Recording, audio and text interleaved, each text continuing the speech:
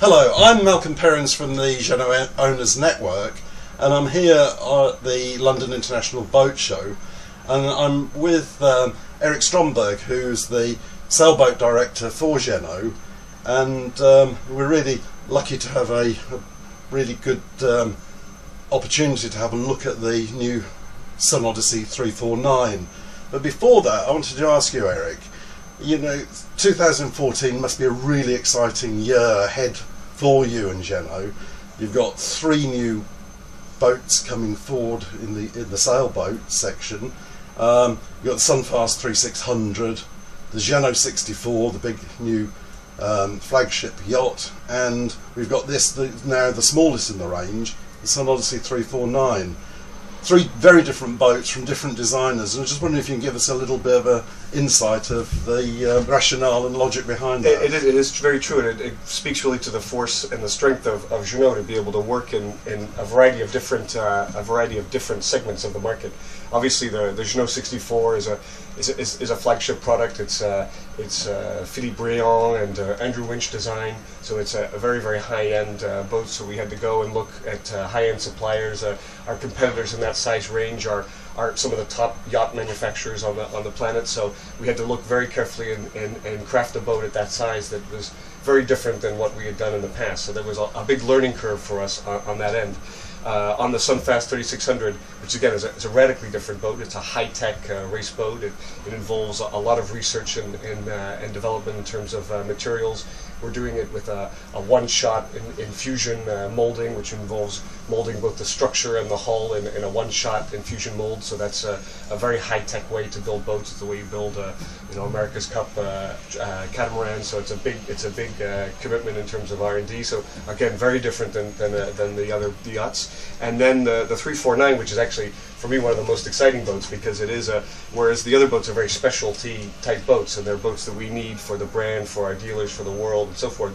The Sun Odyssey 349 is a boat for everybody. It is the middle of the market. We talk a lot about big boats these days, but the real heart of the market is in that 34, 35 foot range. And so we really wanted to bring a boat to the market that was different enough, to stand out from its competition, with some innovations and with lots of volume, and of course at this size, what is very important also is to have a competitive price. Yeah, and so who do you see as the main customers for the 349? Would you see it as people who are new to sailing? Would it be people who are downsizing from a larger yacht, or trying to attract people over from perhaps power boats? Where do you see your main customer base? Our main customer, first and foremost, the majority of people that we sell to are our own owners. They're the people who know us, who know the dealers, who know the brand. And so obviously we're trying to bring people out of some of our smaller boats, maybe 30s, 33s, 32s, etc., move them up into the more modern Sun Odyssey range, so give them an opportunity to find something that is sort of the next step up.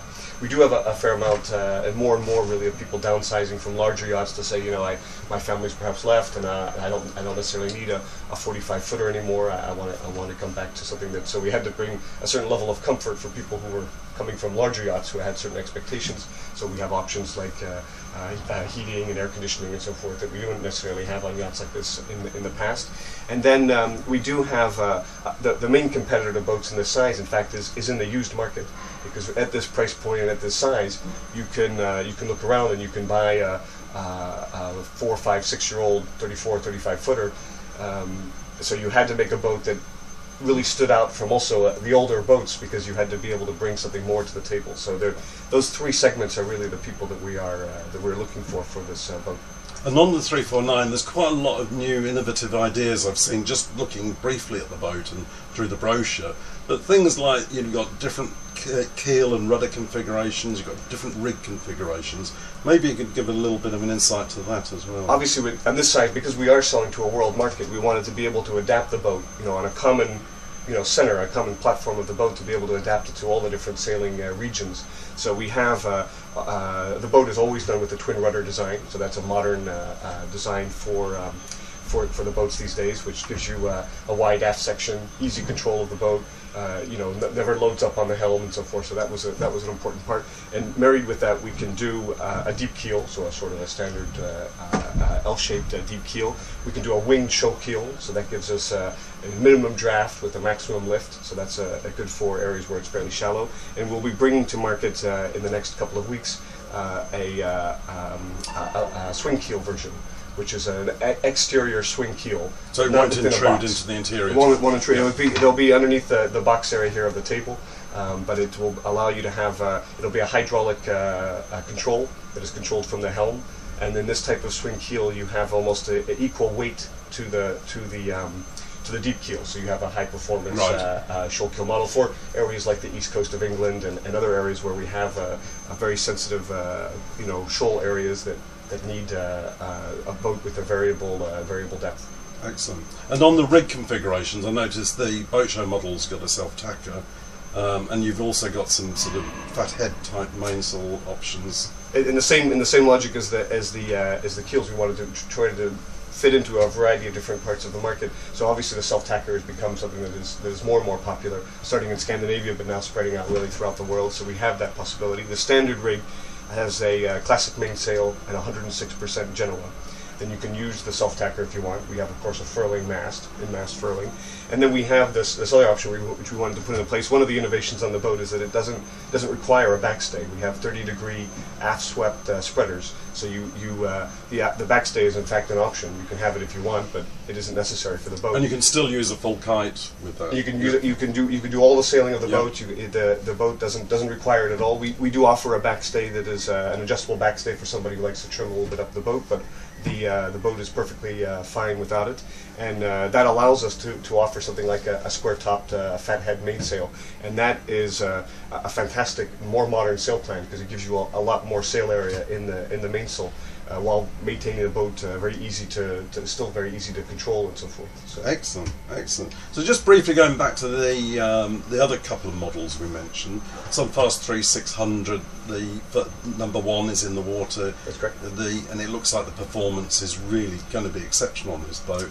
Transquadra coming up. So how do you see, you know, the 3600 sort of going out? I guess Transquadra is going to be a really pivotal time for it. The Transquadra will be we have a first race, which is the Ski West de France, which is a race series in the western coast of France, which is more inshore racing with a little bit of coastal courses, but that'll be the first test of the boat, sort of an inshore, highly competitive IRC environment. So we're very keen to see how it'll perform in that. We're very confident about the boat. We have a good crew. Daniel Andrieu has done a lot of work on the boat. He's helped us optimize the boat, the tuning guide, etc. So we're pretty confident that we're going to place very well, and that'll be important going forward because, you know, a race boat that gets some good results is always more interesting than a race boat that doesn't. So, absolutely. So that's a key part of the launch strategy of the boat, is to get it out there on the water, and we'll do a lot in the spring of bringing people on board and potential clients and so forth, because it is important. More so than any other boat to really get out and sail those boats.